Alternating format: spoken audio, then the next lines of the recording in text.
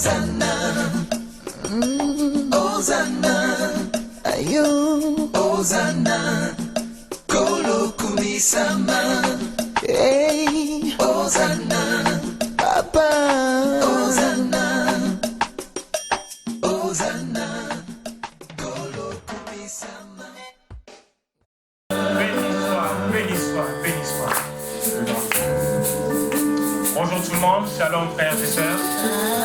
Alors que nous commençons notre programme, je vous demanderai d'être à l'aise dans la présence du Seigneur.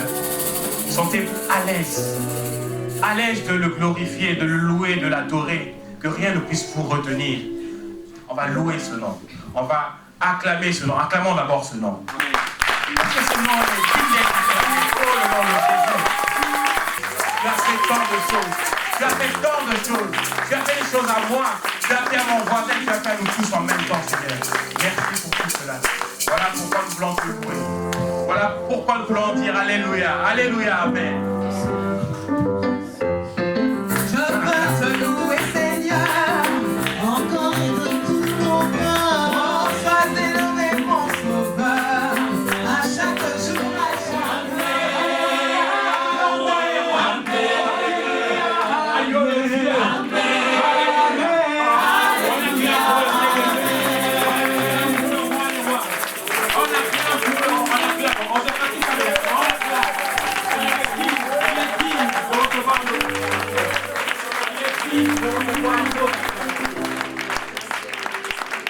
Vous voyez comment c'est facile, comment Dieu a facilité les choses. Ce qui désire tant de nous est si facile à faire. Le louer c'est facile. Il suffit juste d'ouvrir ton cœur et de le faire avec joie. Amen. Nous sommes venus pour l'adorer. Nous sommes là pour l'adorer. Si tu peux dire à ton voisin, nous sommes là pour l'adorer. Nous sommes là pour adorer, pas pour autre chose. Pas pour chanter, mais pour l'adorer. Amen.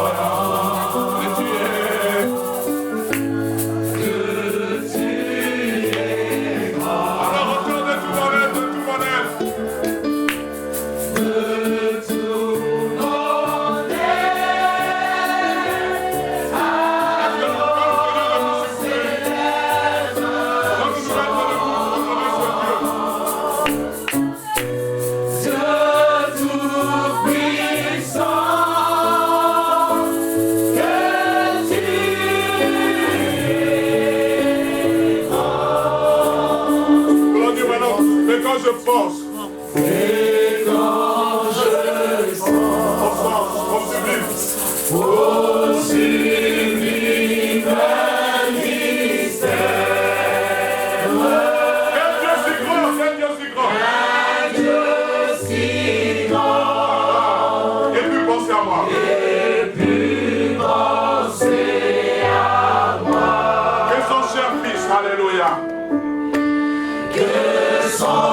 cher fils est devenu mon frère.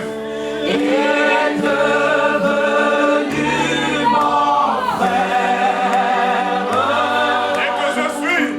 Et que je suis l'héritier du grand roi. Alors mon cœur heureux, alors mon cri la nuit et le jour.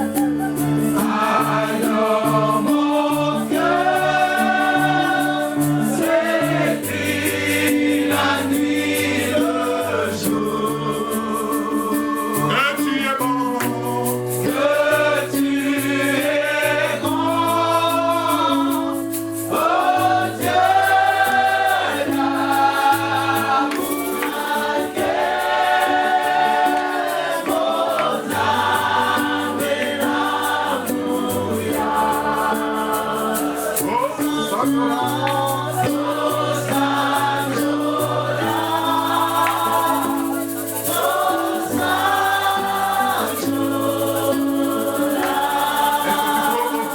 d'amour, une offrande d'acclamation. Nous sommes en train de lever Jésus. Nous sommes en train de dire, oh je sens le sublime mystère. Acclame-le en bénissant son nom. Acclame-le, acclame-le en disant le Seigneur. Acclame-le en disant le Seigneur. Acclame-le car nous sommes là. Oh, je le vois, ce Seigneur m'a dit. Oh, Dieu. Oh, Dieu bon. Oh, Dieu bon.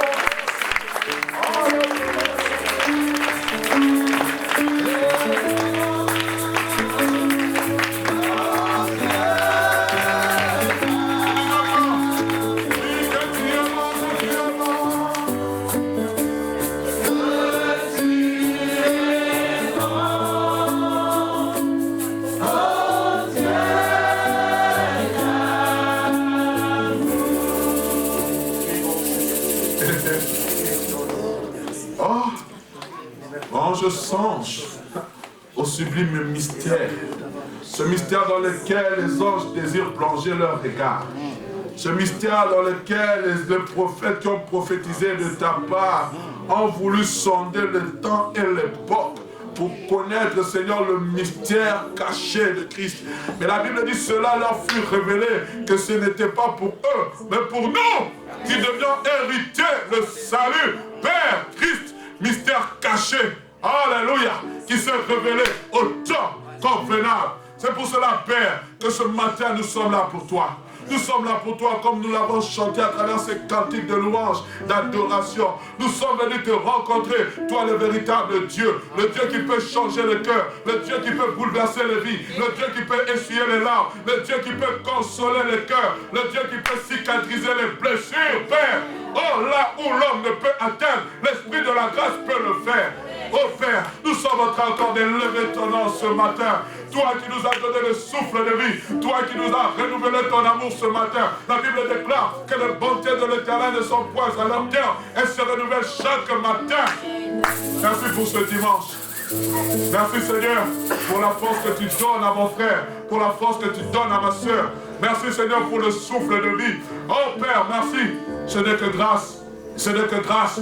Nous ne pouvons pas nous glorifier, Père, d'avoir vu ce jour. Mais c'est toi qui as voulu, Père, que nous puissions le voir. Et si tu veux que nous voyons ce jour, c'est avec un but que nous puissions manifester tes œuvres. Que nous puissions manifester tes œuvres, Père.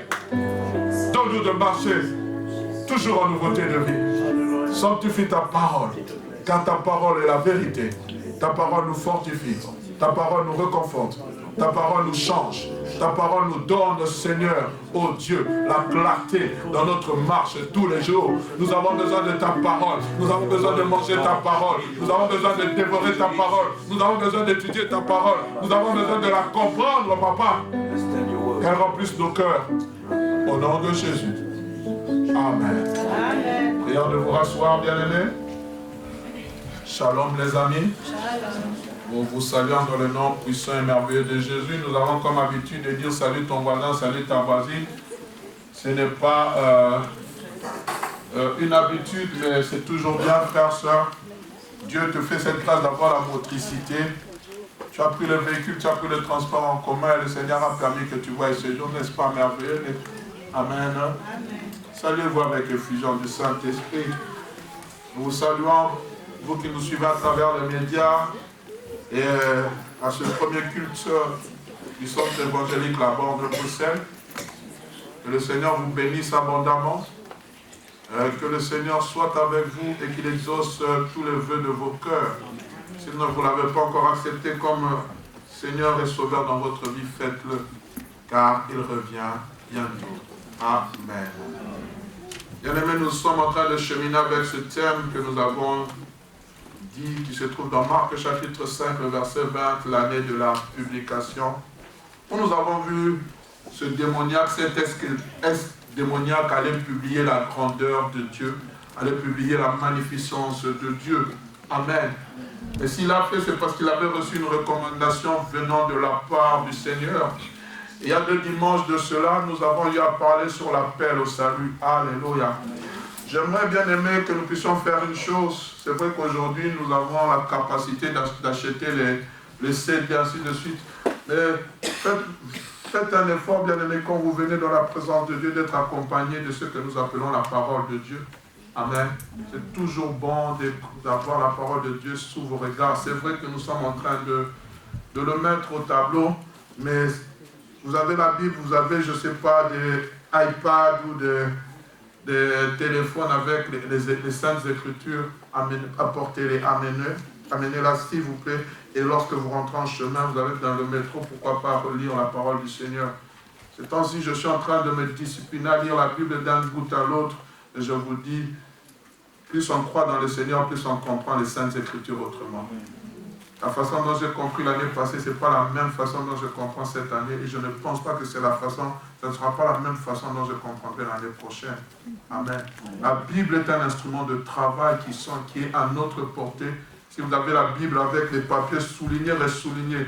Et moi, je suis en train de lire actuellement la Bible version papier parce que ça me fait du bien. J'ai trouvé, excusez-moi de le dire, à un moment, j'avais perdu la doigté de chercher le livre d'Apocalypse, de chercher Genèse, de chercher Job. J'ai dit non, il faut que nous revenons parce qu'avec les tablettes, tu cliques quelque part et tu trouves facilement.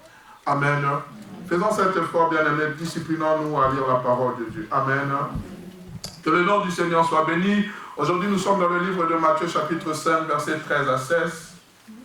Matthieu, chapitre 5, versets 13 à 16. La Bible dit ceci, vous êtes le sel de la terre, mais si le sel perd de sa saveur, avec quoi la lui rendra-t-on? Il ne sert plus qu'à être jeté dehors, être effoulé aux pieds par les hommes. Vous êtes la lumière du monde, une ville située sur une montagne ne peut être cachée. On n'allume pas une lampe pour la mettre sous le boisseau, mais on la met sur le chandelier et elle éclaire tous ceux qui sont dans la maison. Que votre lumière luise ainsi devant les hommes afin qu'ils voient vos bonnes œuvres. J'aimerais que vous souligniez cela, qu'ils voient vos bonnes œuvres et qu'ils glorifient votre Père qui est dans le ciel. Et le deuxième passage que nous lirons se trouve dans 1 Pierre chapitre 2, le verset 9 à 12. 1 Pierre chapitre 2, verset 9 à 12.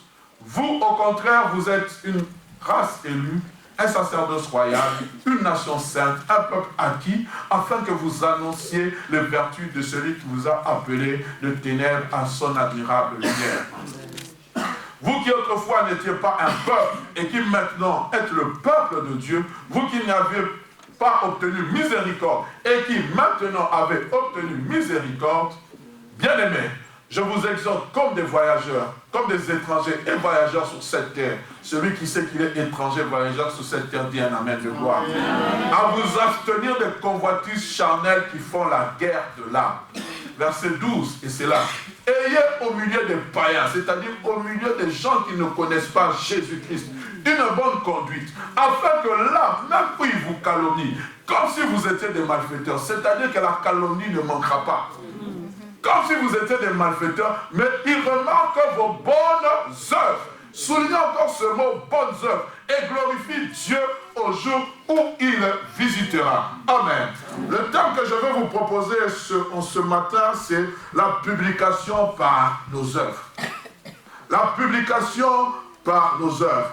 Permettez-moi, bien-aimés, avant d'entrer dans le vif de mon sujet, de commencer ma prédication par un adage qui dit ceci.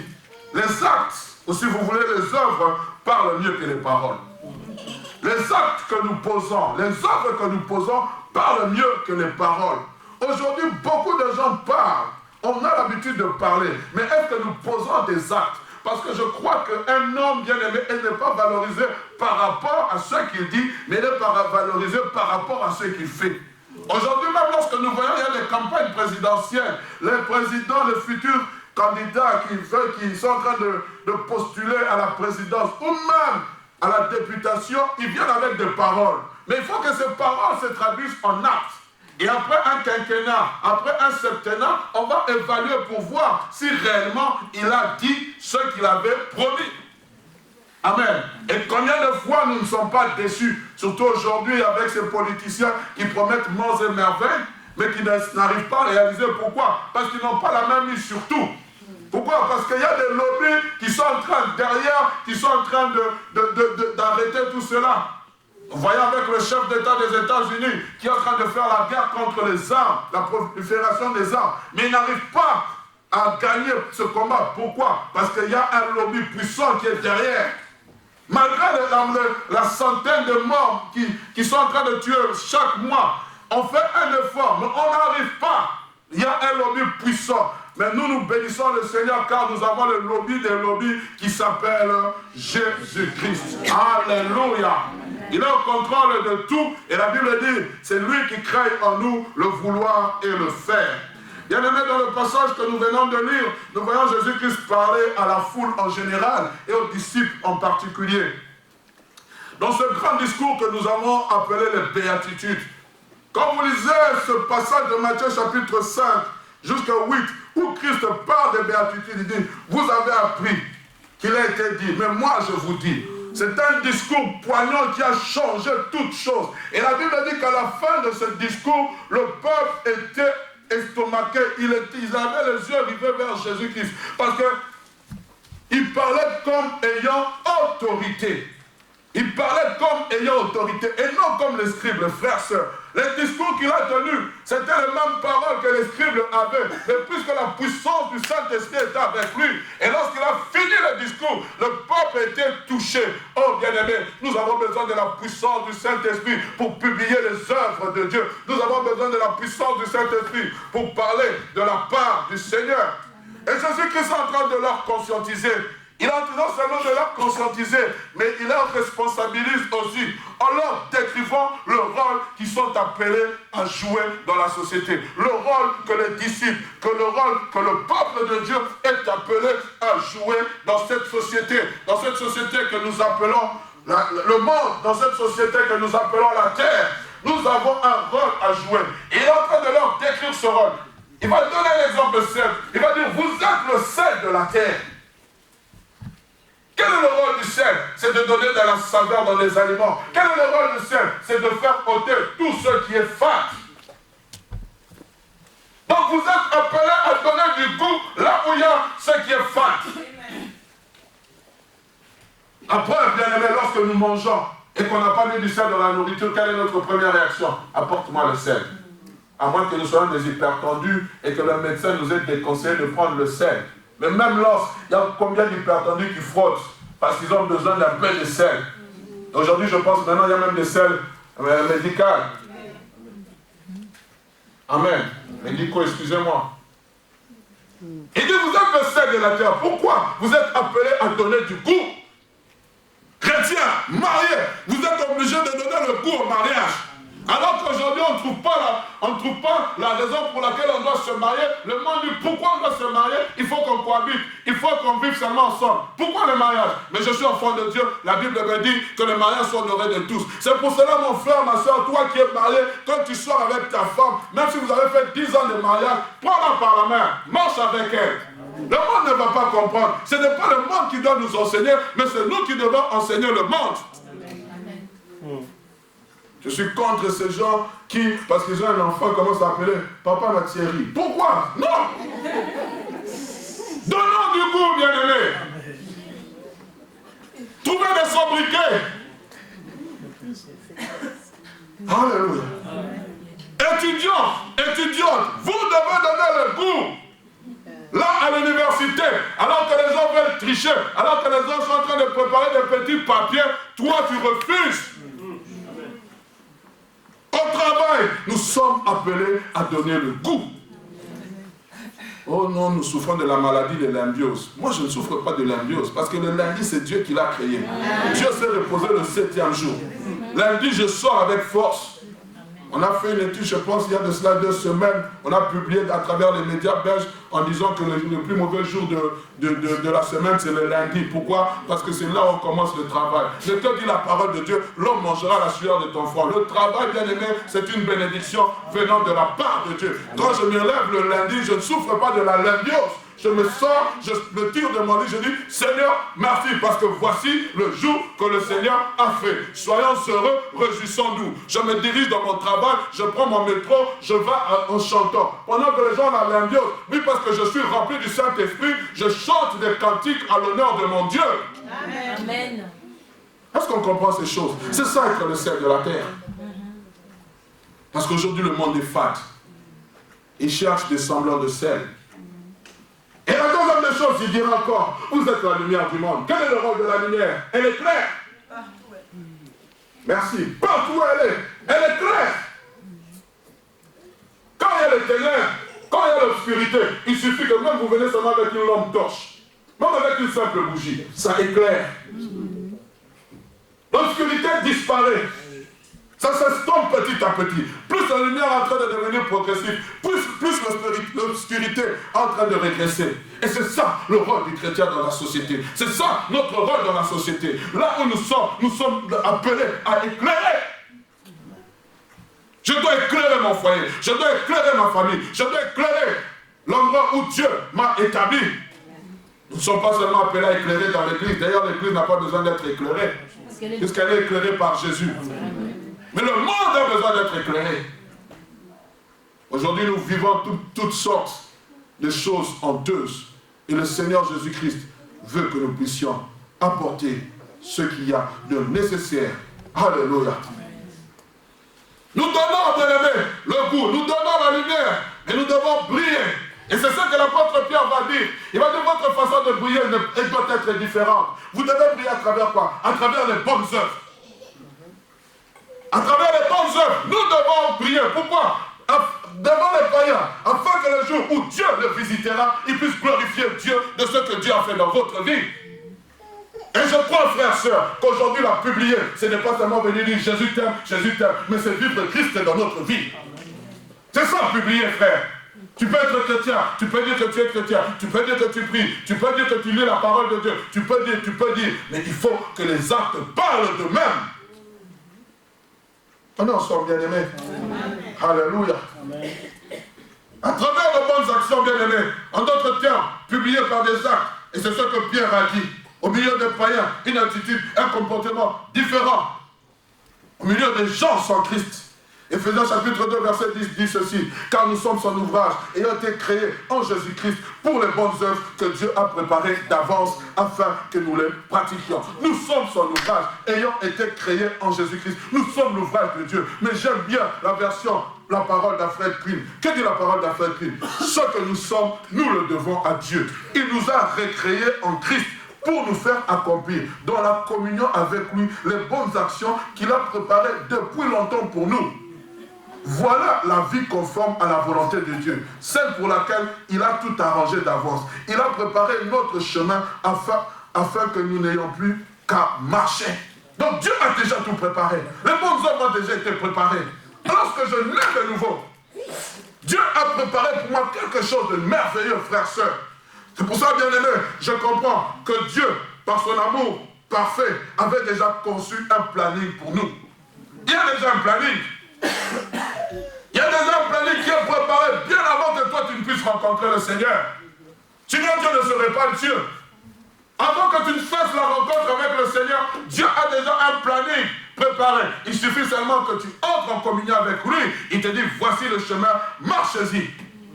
Et ce que j'aime, dans ce chemin, nous sommes plus que vainqueurs. Nous sommes plus que vainqueurs. Nous sommes plus que vainqueurs. Pourquoi? Parce que bien aimé, dans ce chemin, tu n'es pas seul. Tu as Jésus-Christ à tes côtés. Tu as le Saint-Esprit à tes côtés. Tu as Dieu le Père à à tes côtés. Et ce que j'aime avec Dieu, frères, sœurs, le chemin que Christ nous a préparé, c'est un chemin que nous sommes en train de marcher en différé. Ce n'est pas un chemin direct, parce que le direct, Christ avait déjà balayé le chemin et tu es en train d'arriver. Certes, bien aimé, dans ce chemin que tu es en train, dans lequel tu es en train d'emprunter, il y aura des embûches, il y aura des temps difficiles, mais Christ sait que tu seras vainqueur. Christ sait que tu sortiras vainqueur. Christ sait que tu vas triompher, frère, sœur. Tu es appelé à triompher. Tu n'es pas appelé à échouer.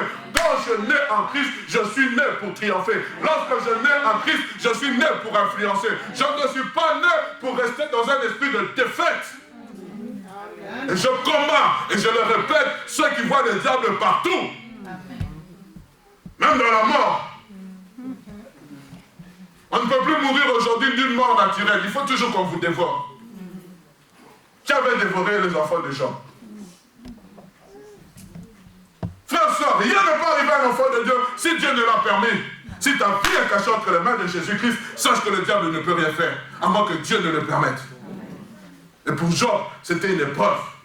Si ce n'était pas une épreuve, les enfants de Job allaient vivre. De quoi est-il mort? On commence à chercher le sorcier dans la famille. De quoi est-il mort? On commence à chercher. Frère, est-ce qu'on meurt toujours parce qu'il y a un sorcier qui m'a dévoré?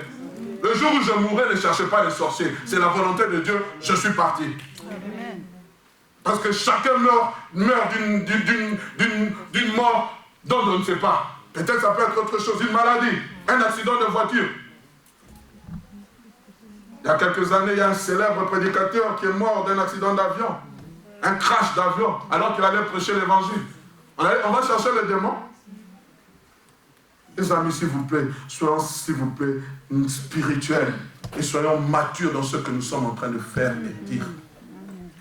Amen. Amen. Vous savez de quoi je parle? Je suis fatigué de voir ces chrétiens en train de chercher la cause d'une mort chaque fois. Si Dieu permet que je meure, gloire soit rendue à Dieu. Si Dieu permet que je vive, gloire soit rendue à Dieu. Il a ma vie entre ses mains. Ce n'est pas le monde qui a ma vie entre ses mains. Ce n'est pas le diable qui a ma vie entre ses mains. Ce n'est pas les choses de ce monde. La Bible dit, celui qui est né de Dieu se garde de lui-même et le diable ne le touche pas. Ma part à moi, c'est de me garder sous la couverture du sang de Jésus. Mais lorsque je sors de l'alliance avec mon Dieu, c'est là que le diable vient me toucher. Pourquoi? Parce que je suis sans protection. Et quand je suis sous la couverture de Dieu, le diable ne peut rien me faire. On est ensemble. Nous sommes son ouvrage et ont été créés. Et je disais, Dieu a un planning. Et pour que ce planning soit réalisable dans ma vie, il faut que ma vie soit conforme à la volonté de Dieu. Et si ma vie est conforme à la volonté de Dieu, alors, bien aimé, ma vie va produire automatiquement des œuvres, des fruits. Automatiquement. Pourquoi? Parce que je suis en communion avec Jésus-Christ. Jésus-Christ est la source de la lumière. Jésus-Christ est la source de la saveur. Est-ce qu'on comprend ces choses, bien-aimés? Je prie vraiment que cela puisse pénétrer vos cœurs. Nous sommes en train de parler de la publication par les œuvres. Mais bien-aimés, c'est qui crée ces œuvres en nous? C'est Christ. C'est Dieu à travers Jésus. Pourquoi? Jésus-Christ est le serment et nous sommes le tronc. Et il y a la sève qui est en train de couler, bien-aimés. Et ces œuvres, bien aimés, se produisent automatiquement. Nous allons vous expliquer ces choses, frères, sœurs. Ce n'est pas parce que tu te fais des coups de fouet, ce n'est pas parce que tu prends la croix que tu es en train de marcher. Comment on appelle ça, la quoi? Quand on marche avec le chemin de la croix? Procession. La procession. Ce n'est pas parce que tu prends la procession que tu fais les œuvres. Ce n'est pas parce que tu te flagelles que c'est ça les œuvres de Dieu. Ce n'est pas ça. Je parle à nos amis qui sont là-bas. Ce n'est pas parce que tu jeûnes, que tu manges les légumes, que Dieu va avoir pitié de toi. Non! Accepte Jésus comme Seigneur et Sauveur et tu seras sauvé. Oh frère, quand je vois ces ONG, lorsqu'il y a des crashs, lorsqu'il y a des choses, lorsqu'il y a des inondations, lorsqu'il y a, je ne sais pas, des séismes, comment ces ONG s'arrangent pour aller donner le matériel. Je dis, Seigneur, si tu devais sauver par les œuvres, ils seraient les premiers entrés au ciel. Mais ce n'est pas encore de ces choses que Dieu va te sauver. Dieu va te sauver lorsque tu te reconnais pécheur. Dieu va te sauver lorsque tu acceptes Jésus-Christ comme Seigneur et Sauveur.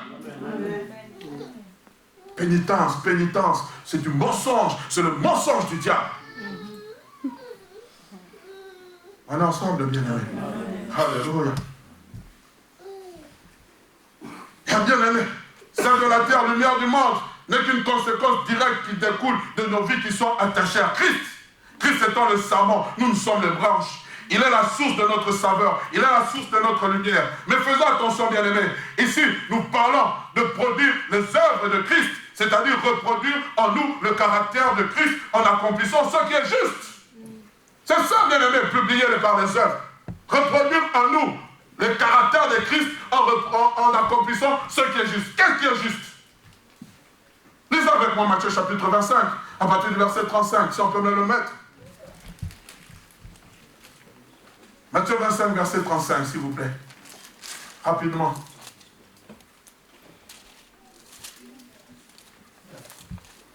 Car j'ai eu faim et vous m'avez donné à manger. J'ai eu soif et vous m'avez donné à boire. J'étais étranger, vous m'avez recueilli, excusez-moi. Verset 36. J'étais nu et vous m'avez vêtu. J'étais malade, vous m'avez visité. J'étais en prison, vous êtes venus vers moi.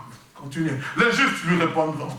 Seigneur, quand t'avons-nous vu avoir faim, t'avons-nous donné à manger, ou avoir soif, et t'avons-nous donné à boire?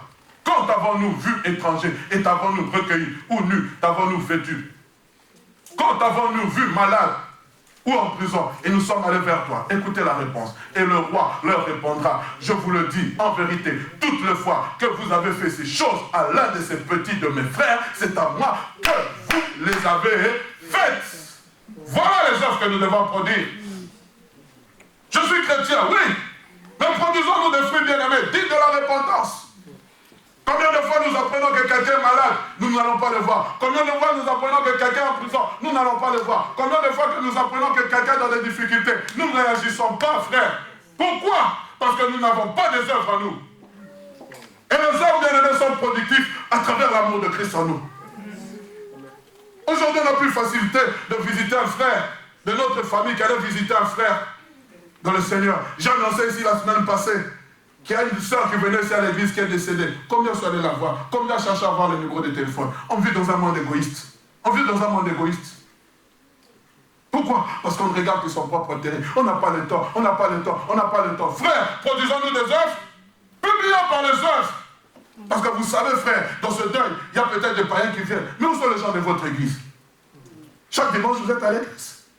Mais on n'a pas vu. Lorsque la personne est malade, mais où sont les gens de votre église?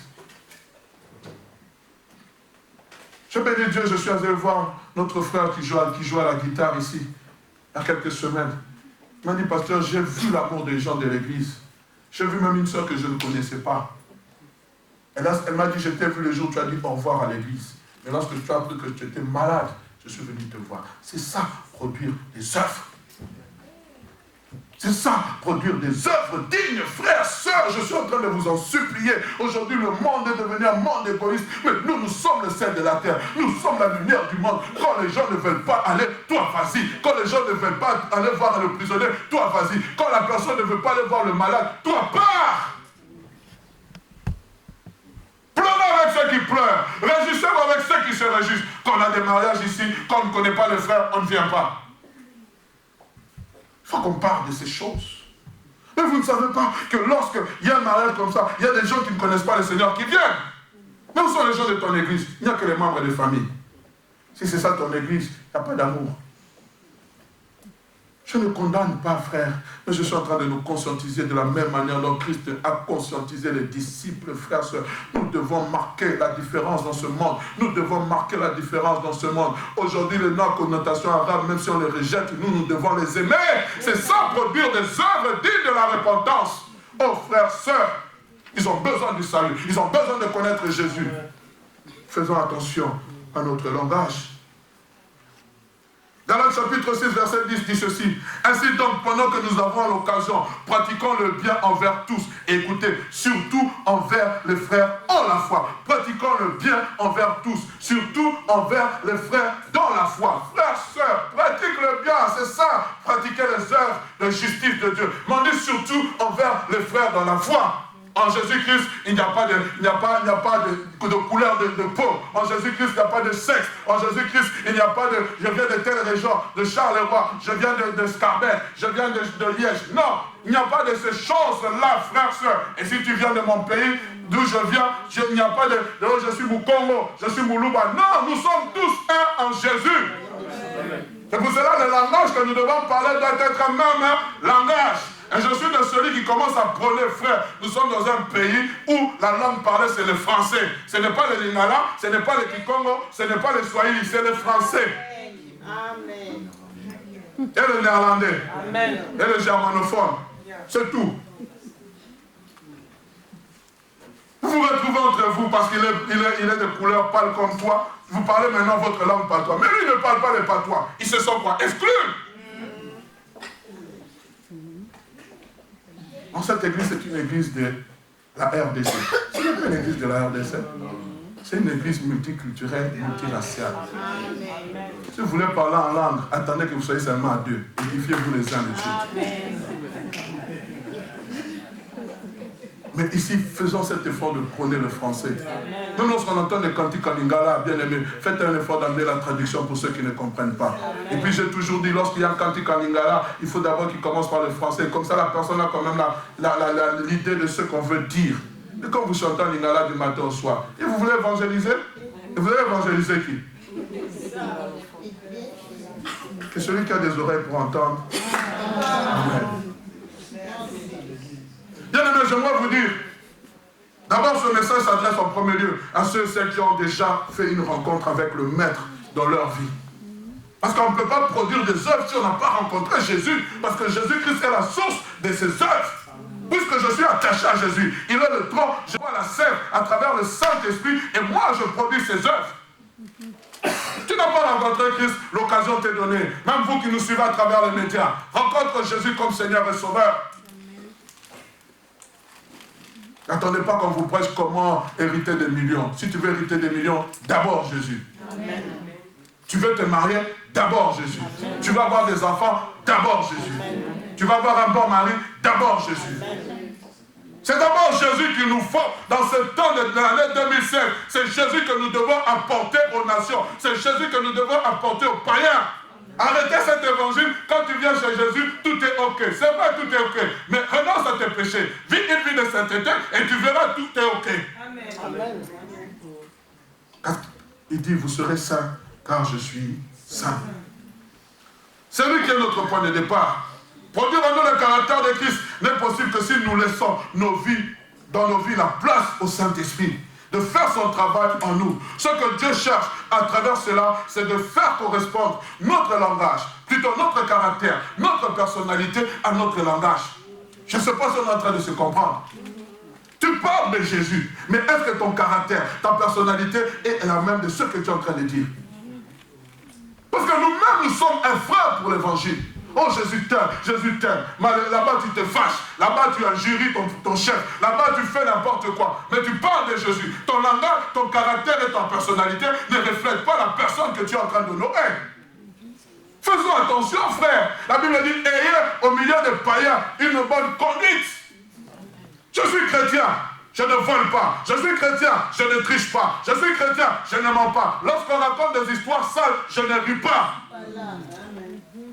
C'est ça avoir une bonne conduite. C'est ça les œuvres. Pourquoi? Parce que le jour où le Seigneur visitera ces personnes, alors elle comprendra que tu étais dans le vrai. On va te critiquer. Combien de fois nous n'avons pas entendu les critiques? Ah, toi tu veux dire que toi tu n'as jamais fait. Toi tu veux dire que toi tu... Ah, mais toi aussi tu veux dire que tu es ça. Alors que Dieu te prend au ciel.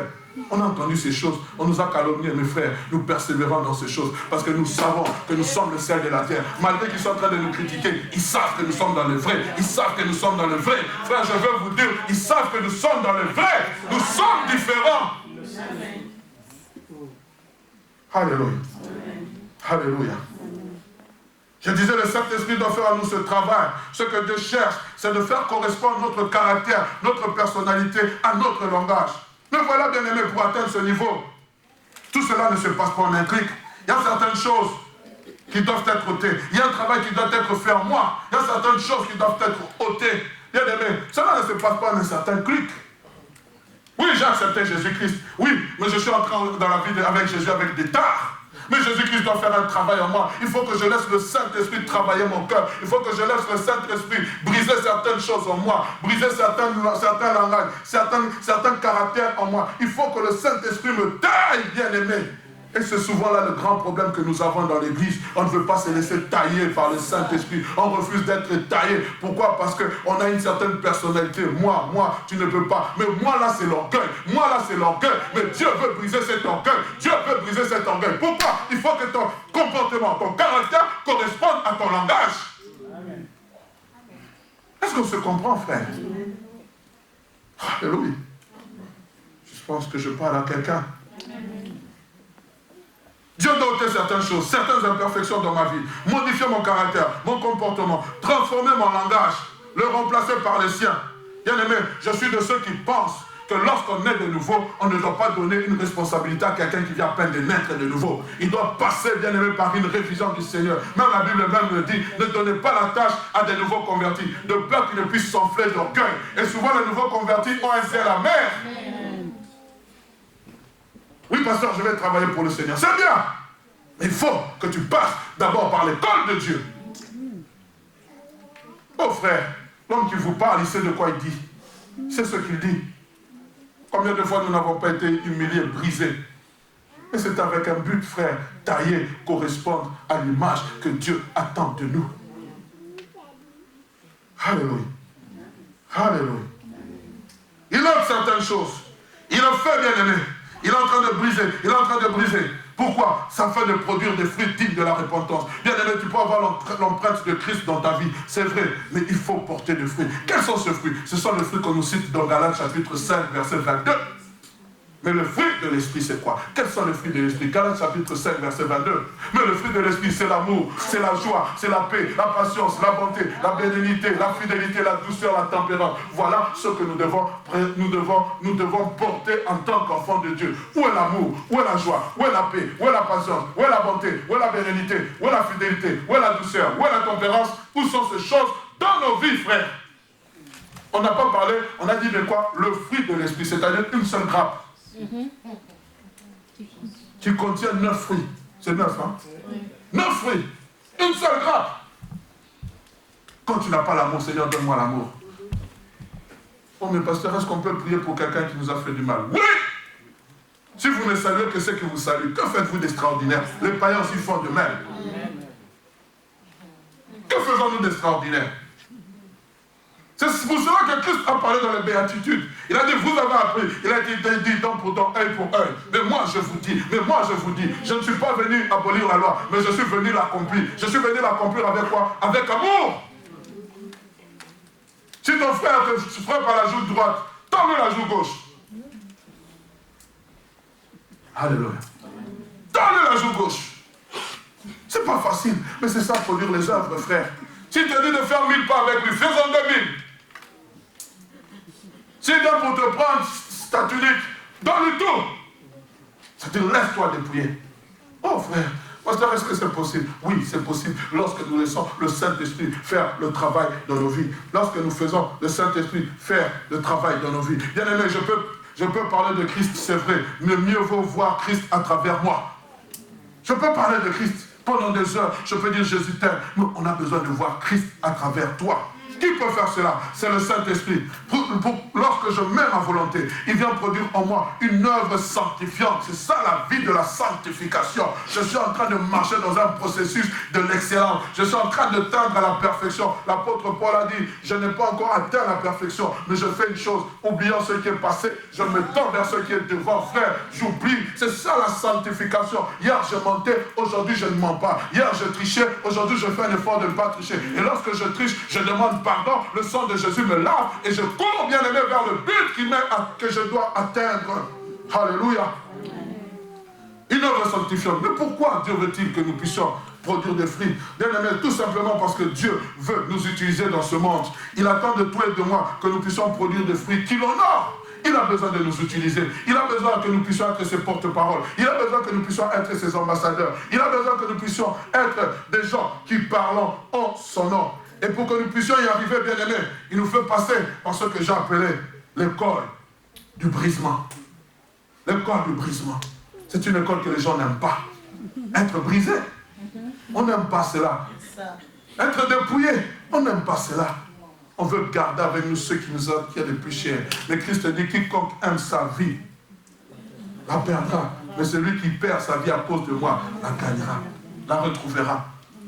Nous sommes obligés de perdre pour gagner. C'est ça le principe du royaume des cieux. Tu ne peux pas gagner tout en conservant. Avec Dieu, tu dois perdre.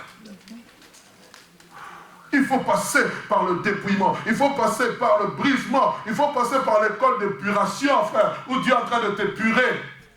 Il t'épure, il est en train de te faire passer par le creuset. À travers le feu. Nous aimons souvent chanter feu du fondeur, frère, que le feu te brise. Purifie mon cœur, feu du fondeur.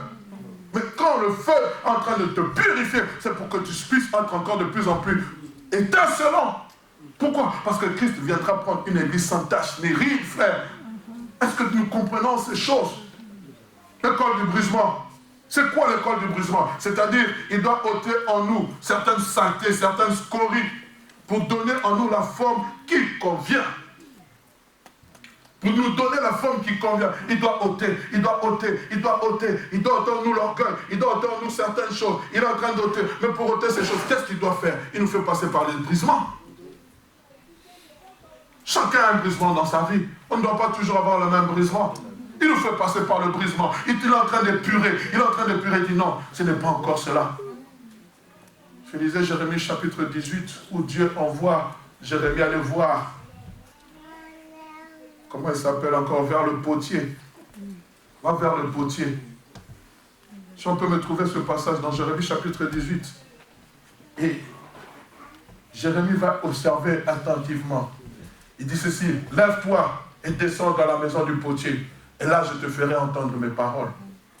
Je descendis dans la maison du potier, voici, il travaillait sur un tour, excusez-moi. Le vase qu'il faisait ne réussit pas. Et comme il arrive à l'argile dans la main du potier,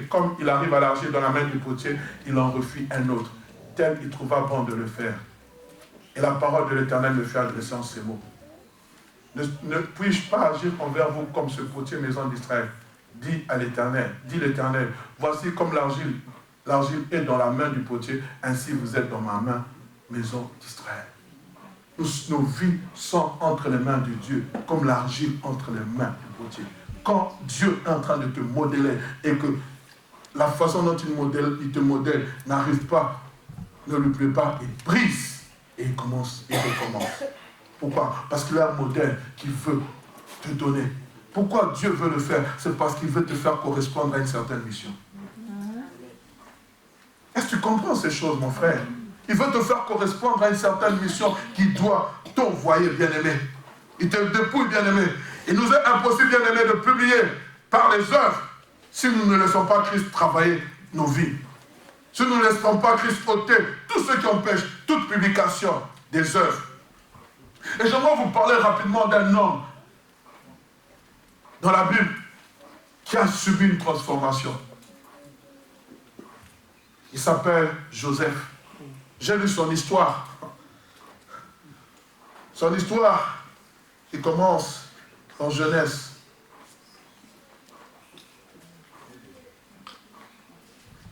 À partir du verset 37, nous n'allons pas commencer directement à lire l'histoire de Joseph. Et pour ceux qui connaissent la parole de Dieu, vous savez qui était Joseph. Il était le 11e frère sur 12. Amen. Le cadet était Benjamin. J'ai commencé à relire cette histoire. Oh, c'est merveilleux. Mais Joseph avait un défaut. C'est qu'il rapportait à son père les mauvais propos de ses frères. Et ses frères le haïssaient à cause de cela. Chaque fois que ses frères critiquaient, Joseph allait dire à son père. Et la Bible dit que Jacob avait eu Joseph dans sa vieillesse. Et il aimait plus que tous les autres frères. Et si vous lisez la parole de Dieu, Jacob, lorsqu'il allait épouser, il devait épouser qui? Rachel. Et Rachel était le premier fils de Joseph.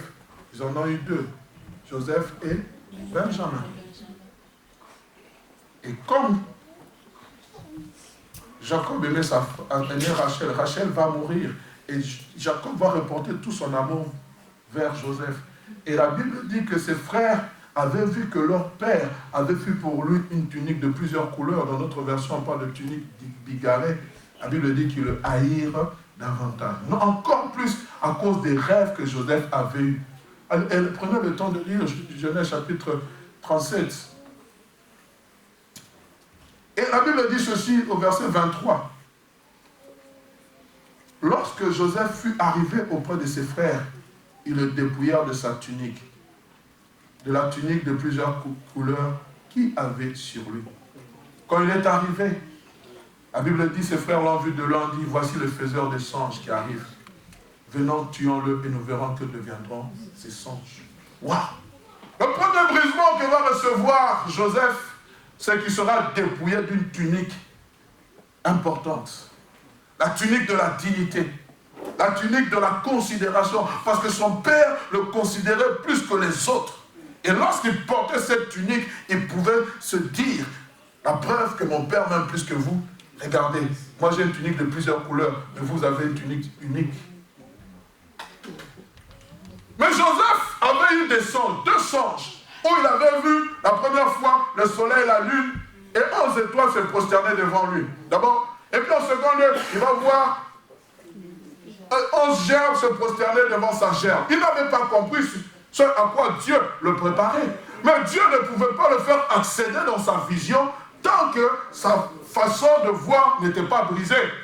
Et la première des choses, il devait d'abord briser son orgueil, sa dignité, ce qui le rattachait à son père, ce qui faisait de lui qu'il était Joseph, différent de ses frères. Frères, sœurs, combien de fois nous luttons avec le Saint-Esprit quand Dieu veut tailler notre personnalité? Frère, ne pensez pas que Dieu mettra toujours à côté de vous des gens qui vont approuver tout ce que vous faites, tout ce que vous dites. Je vous le dis. La première fois que j'étais confronté, frère, à ces problèmes, c'est lorsque Dieu m'a demandé de diriger une cellule. Et je sentais l'opposition. Dieu ne mettra jamais à côté de vous. Même votre mari peut être pour vous un objet de brisement. Est-ce qu'on se comprend? Même votre femme, même vos enfants, même vos frères et soeurs qui sont à côté de vous. Pourquoi? Parce que Dieu veut faire correspondre ton caractère, ton comportement au langage que tu devras parler. Nous allons voir petit à petit. Joseph sera dépouillé de sa tunique. Et quand vous lisez l'histoire, qu'est-ce qui va se passer? On va le prendre, on va d'abord le mettre dans la citerne. Et puis il y avait des vendeurs qui allaient en Égypte. On va le faire sortir de cette citerne, on va le vendre à des commerçants qui allaient vendre des produits. Et il sera vendu à qui? À Potiphar. Frères, sœurs, allez lire l'histoire. On peut raconter l'histoire de Joseph pendant quelques minutes, mais il a fait 13 ans de galère. C'est beaucoup. Mais il arrive dans la maison de Potiphar, Dieu ne l'a pas abandonné. Dieu était avec lui. Parce que la Bible dit que, quand j'ai lu ce passage, j'ai dit, Seigneur, fais réussir tout partout où je passe. La Bible dit que Dieu faisait réussir ses entreprises. Il était avec lui. Et Potiphar a vu que Dieu était avec lui. Il va lui confier tous ses biens. Mais voilà, le diable ne dort jamais. La femme de Potiphar, voyant que Joseph était beau de figure, va commencer à lui faire des avances. Et Joseph va refuser. Joseph va refuser. Mais elle va continuer à le tourmenter. Jusqu'à ce qu'une opportunité va se faire. Et là nous sommes, bien aimés, dans Genèse chapitre 39, verset 12. La Bible dit ceci. Elle le saisit par son vêtement en disant, couche avec moi. Il lui laissa son vêtement dans la main. Il s'enfuit en dehors, au dehors. Oh, deuxième brisement. Joseph va laisser l'habit. Va prendre la poudre d'escampette. Il avait eu raison. Parce que la promesse de Dieu est en train de marcher à son terme. Vous pouvez dire, mais oui, c'est pour ça que je suis en train de parler. Toi qui te plais dans la maison de Potiphar, ta destinée n'est pas dans la maison de Potiphar. Ta destinée est de rencontrer le roi Pharaon. Mais toi, tu restes dans la maison de Potiphar. Abandonne ses maris, tu ne veux pas. Laisse ça, tu ne veux pas. Parce que tu te plais, tu es à l'aise. Ça, ce n'est pas la bénédiction. Il y a quelque chose de glorieux qui t'attend. Je ne sais pas à qui je parle. On est ensemble, bien-aimés. Alléluia. Briser une seconde fois, mais avec un objectif de rencontrer Pharaon. Mais cet objectif devait passer par la prison. C'est pour ça que je bénis le Seigneur lorsqu'un Potiphar m'amène à la prison. Potiphar le conduit à la prison. Au lieu de le conduire dans une prison, il va le mettre là où on met le prisonnier de Pharaon. Et là aussi, Dieu va manifester sa gloire. Joseph sera élevé au-dessus des autres prisonniers. Mais ce n'était pas l'objectif final. La main de l'Éternel était avec lui, mais Joseph était en prison. Jusqu'à ce qu'un jour, il y a eu le panetier et les chansons du roi qui furent arrêtés. Et les deux auront un songe. Joseph va donner l'interprétation de ce songe. Le panetier va mourir, les chansons vont être reconduites auprès du roi. Mais Joseph va intercéder. Non, n'oublie pas. Mais ce que j'aime, la Bible dit, et Joseph, il oublia Joseph. Après 10 ans, maintenant, Dieu a envoyé le songe à Pharaon. Pharaon a dormi, il a eu un rêve bizarre, il a appelé les magiciens, il a appelé toutes sortes de personnes qui n'ont pas pu trouver, jusqu'à ce que le pagneté, le chanson puisse dire, je vais reconnaître mon tort. Il dit, il y a dans ce pays un homme. Et ce que je suis en train de dire, je prie en prophétisant sur quelqu'un qui a un rêve et qui est en prison. Même si les chansons du roi t'ont oublié, Pharaon te fera sortir en hâte. Même si les chansons t'ont oublié, Pharaon te fera sortir en hâte. Allez lire la parole de Dieu. La Bible dit qu'on fit sortir Joseph en hâte. On le rasa, ses cheveux, et on l'a habilla. Il arriva devant Pharaon. Pharaon va lui donner le songe. Et après cette écoute, Joseph dira, ce n'est pas moi, mais c'est le Dieu de cieux qui donnera réponse à ce songe. Quel langage qui avait changé. Mais ce n'est pas fini, frère. Lorsqu'il va expliquer le songe, écoutez ce qu'on dit dans Genèse chapitre 41, verset 42. D'ailleurs, 41, verset 37 à 38. Lorsque Joseph a fini d'expliquer le songe, la Bible dit, ses parents plurent à Pharaon, c'est plutôt ses paroles plurent à Pharaon et à tous ses serviteurs. Quelle parole? Ce même Joseph qui y a critiqué, ce même Joseph qui était en inimité, quand il parlait, ses frères étaient fâchés contre lui. Mais cette fois-ci, le langage de Joseph a changé. Mais cela a pris combien de temps? 13 ans. 13 ans où Dieu devait modifier le langage, où Dieu devait briser la tunique, il devait ôter le vêtement de Potiphar. 13 ans.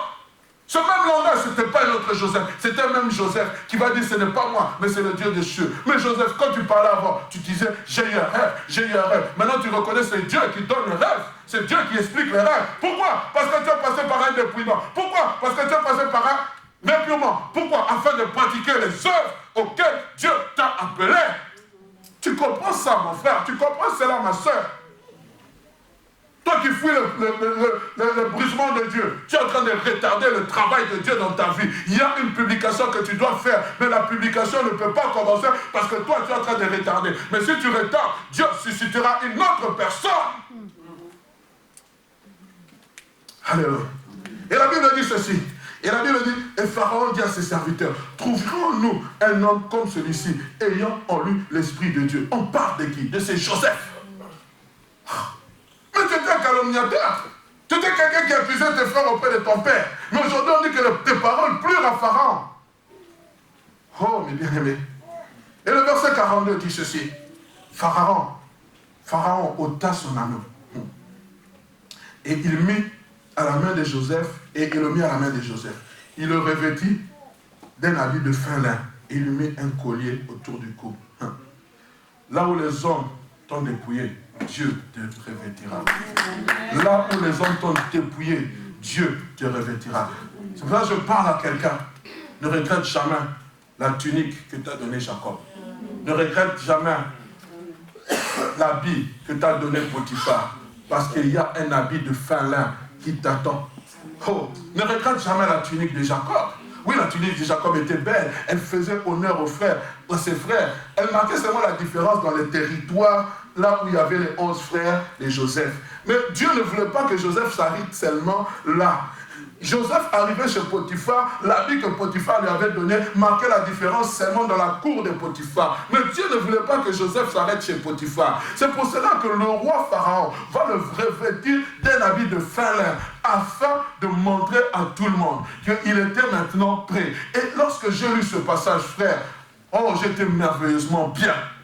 Parce que la Bible se complète par la Bible. Lorsque vous allez, bien aimé, dans Marc, dans Apocalypse chapitre 19, le verset 7 à 8, écoutez ce qu'il est dit, bien aimé, concernant l'Église. Réjouissons-nous et soyons dans l'allégresse et donnons-lui gloire, car les noces de l'agneau sont venues et son épouse, qui est l'Église, s'est préparée. Et il lui a été donné de revêtir d'un fin lin éclatant pur.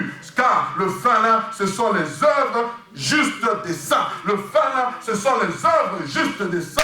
Lorsque Joseph a revêtu cet habit de fin lin, c'était son œuvre juste qu'il avait accomplie. C'était pour cela que Joseph pouvait publier devant Pharaon. C'était dans cette mesure où que Joseph pouvait parler au peuple égyptien et le peuple égyptien allait écouter ce qu'il allait dire. C'était dans cette mesure où les frères de Joseph qu'il avait vendu, lorsqu'ils sont arrivés, Joseph n'avait plus eu de haine. Pourquoi? Dieu avait travaillé ce cœur. Dieu avait ôté le cœur de haine. Il a mis le cœur d'amour. Il a travaillé et il a marqué à travers les œuvres. La Bible dit, ces fins-là, ces habits de fin-là, ce sont quoi? Les œuvres des saints. Bien-aimés, devant Dieu, il va nous revêtir d'habits de fin-là. Ce n'est pas devant seulement Pharaon, mais c'est devant le roi de rois, devant celui qui nous attend. Pratiquons les bonnes œuvres pendant que nous sommes ici bas sur terre. Frères, sœurs, si tu as la capacité de faire du bien, fais-le. Si tu peux bénir ton frère, bénis ton frère. Si tu peux lui payer les études, fais-le. Dieu va te récompenser. Même s'il ne te récompense pas ici bas sur la terre.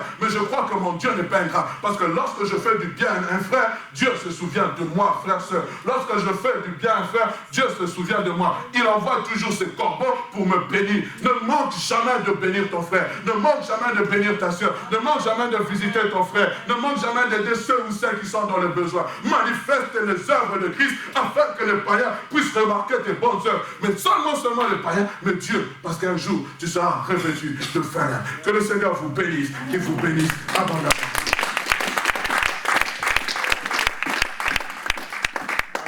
Et la Bible dit, elle a reçu une robe, on se met debout, de fine toile, d'une blancheur éclatante. Cette robe représente la conduite irréprochable de ceux qui sont consacrés à Dieu et les bonnes actions qui les ont accomplies. J'aimerais qu'on chante ces cantiques. Voici la fin de mes souffrances. Car en Jésus, je suis sauvé. J'ai l'assurance sur tout ce monde.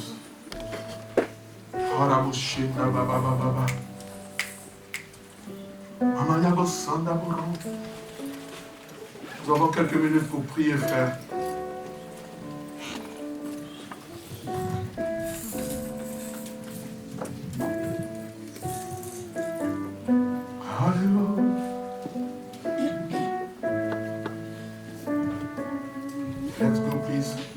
Voici la fin de mes souffrances. Instant Jésus, chantez-la avec plus de vivacité. je suis sauvé. J'ai la victoire sur tout ce monde. Un jour j'irai. Encore voici la fin. Voici la fin de mes souffrances. Parce qu'en Jésus, je suis sauvé.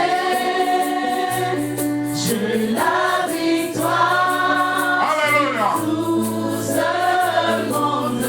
Un jour j'irai.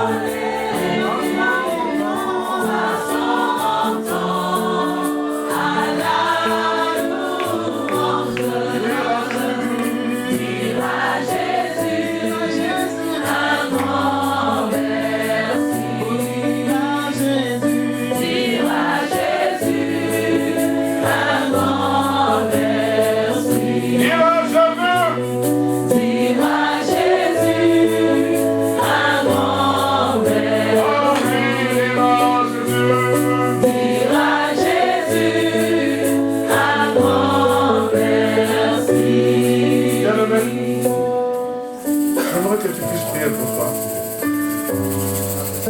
Es-tu producteur de fruits? Ma soeur, produis-tu le fruit digne de la repentance? Si tel n'est pas le cas, je t'en supplie, voici le temps qu'il nous est donné. Tu peux simplement lever ta main. Parce que Dieu a un planning pour toi, mon frère. Dieu a un planning pour toi, ma soeur. Lève simplement ta main. Nous voulons prier avec toi. Lève haut ta main. C'est le jour du salut. Dieu nous a programmé. La Bible dit qu'il y a un plan pour nous. Un plan. Des bonnes œuvres. Il a préparé. Il y a ces œuvres qui chantent. Oh oui, dira Jésus. Dira Jésus, un grand merci. Oui, dira Jésus. Dira Jésus, un grand merci. Seigneur, je suis en train de prier pour ces personnes qui ont levé leurs mains. Nous avons essayé de prêcher ton évangile. Et nous croyons, Père, que cette parole est tombée sur la bonne terre. Et elle produira du fruit digne de la repentance. Seigneur, ce temps-ci, nous voulons te laisser des choses secondaires pour nous consacrer à ce qui est essentiel. Préparer ton église à la rencontre du Seigneur. Et je crois, Père, que tu vas aussi nous rémunérer par rapport au travail que nous avons fait ici-bas sur terre. Être productif, quel est ton désir? Et tu veux, Seigneur, que nous puissions publier à travers les œuvres. Ces œuvres que nous devons pratiquer. Ces œuvres, Seigneur, Dieu de gloire, que nous devons mettre en pratique. Nous ne voulons pas seulement nous borner à écouter ta parole, mais il y a un plan. La Bible dit, car nous sommes ton ouvrage et ont été créés en Jésus-Christ pour de bonnes œuvres qu'il a accomplies. Afin que nous les pratiquions, il y a des bonnes œuvres qui chantent, bien-aimés. Il y a des bonnes œuvres qui chantent. À la gare du midi, il y a des âmes qui ont besoin de connaître Jésus. Avec un verre de soupe, avec un bol de soupe, avec un bol de lait, un morceau de pain.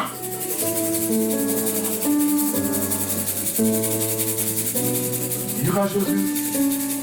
Vous qui avez levé vos mains, je vous en supplie. Prenez rendez-vous avec l'homme de Dieu ou certains responsables. Il faut que nos vies changent, bien-aimés. Nous sommes en train de parler de la publication, mais nous ne parlons pas de remplir le pas, mais nous parlons de remplir le pas avec des âmes converties.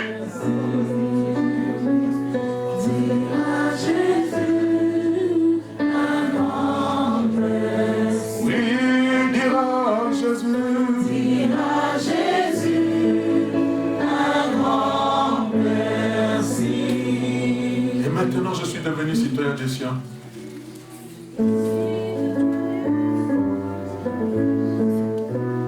Mais à présent, maintenant, je suis devenu citoyen du ciel. alléluia. J'ai une nouvelle vie en Jésus. Ma vie passée a été clouée. Je ne peux plus. Je ne peux plus. Encore, et maintenant, et maintenant, et maintenant. Maintenant, je suis devenu citoyen du ciel. J'ai une nouvelle vie. J'ai une nouvelle vie en Jésus. Ma vie passée. Ma vie passée a été clouée. Je ne peux plus. Je ne peux plus vivre tout. Oh oui, j'irai là-haut. J'irai là-haut parmi les anges.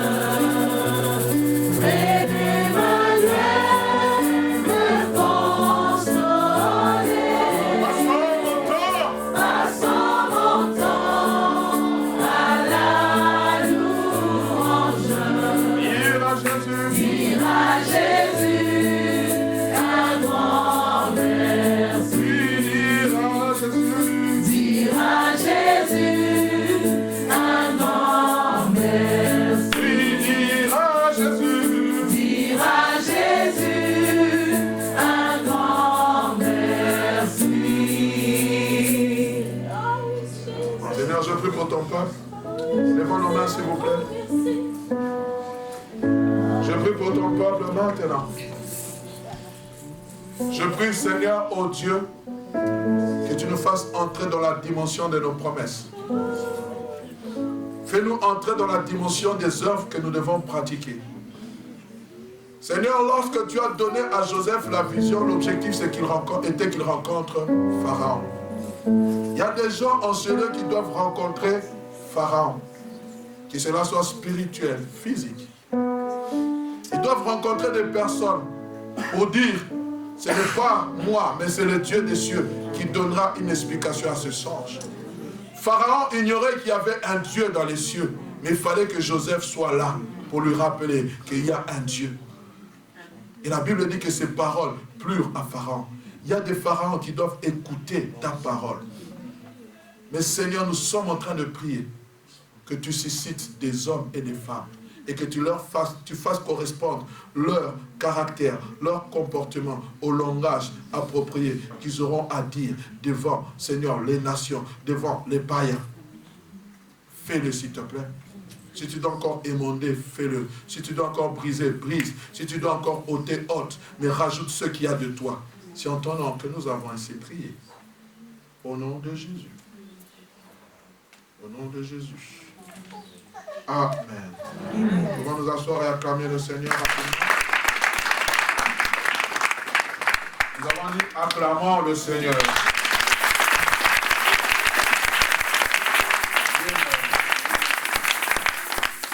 Seigneur, nous sommes en train de prier qu'en ce temps où la foi de plusieurs personnes est en train de chanceler, de chavirer, que tu puisses redorer le blason de notre foi. Nous voulons, Seigneur, publier par la foi à travers les œuvres.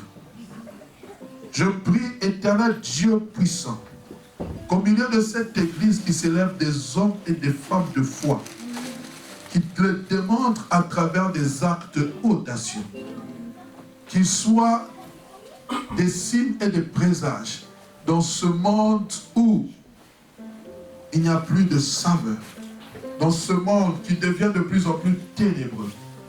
Que tu élèves une génération d'hommes et de femmes qui croient que Dieu est capable d'agir. Seigneur, nous l'avons vu et nous l'avons vécu.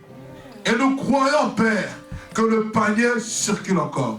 Nous croyons, Père, que l'huile d'onction de la guérison, l'huile d'onction de la maternité continue à couler.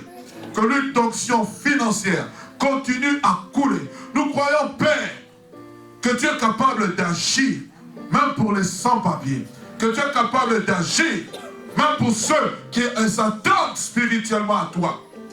Car tu nous as dit, cette année, nous irons au-delà de nos limites. Élargis l'espace de nos tentes, Seigneur, et affermis les pieux. Je vous bénis dans le nom du Père, du Fils et du Saint-Esprit. Que la paix, la joie, l'amour du Père puisse vous raccompagner dans vos demeures. Au nom puissant de Jésus. Amen. Amen. Que le Seigneur puisse vous raccompagner et qu'il soit avec vous. Amen.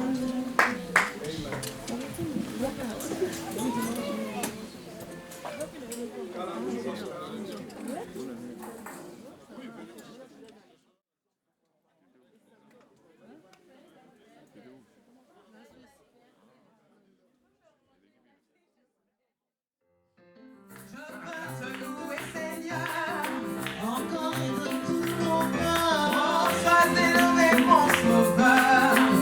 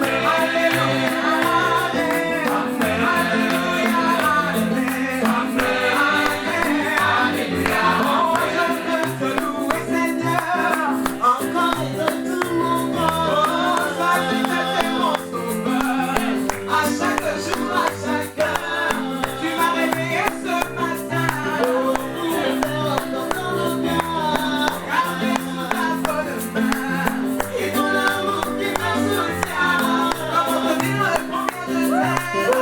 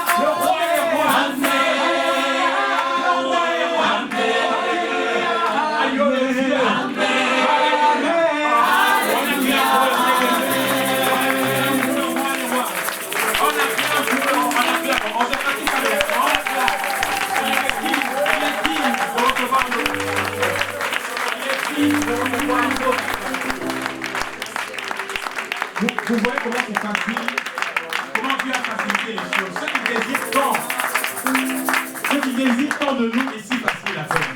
Le louer, c'est facile. Il suffit juste d'ouvrir ton cœur et de le faire avec toi. Amen. Nous sommes venus pour l'adorer. Nous sommes là pour l'adorer. Si tu peux dire à ton voisin, nous sommes là pour l'adorer. Nous sommes là pour adorer, pas pour autre chose. Pas pour chanter, mais pour l'adorer.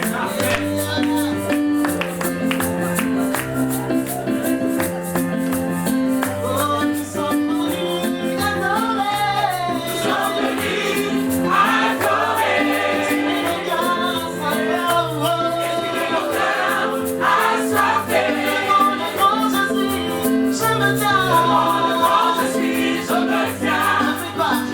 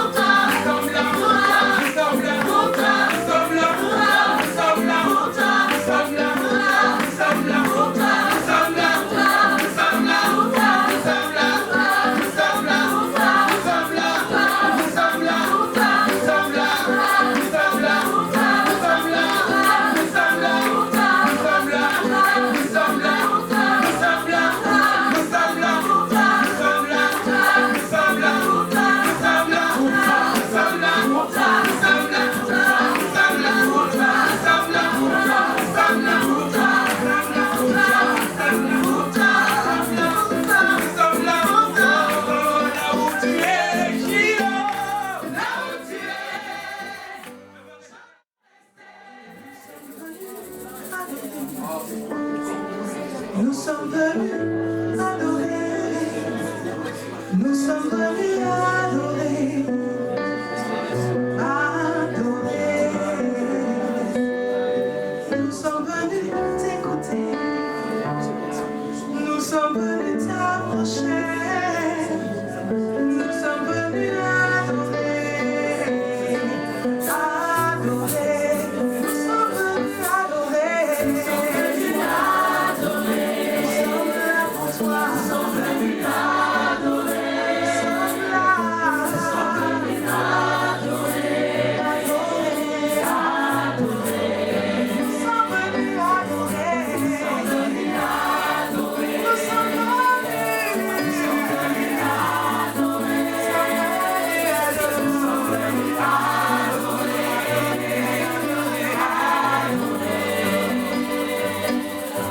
Nous sommes venus t'exalter, car il n'y a pas de plus beau nom que toi.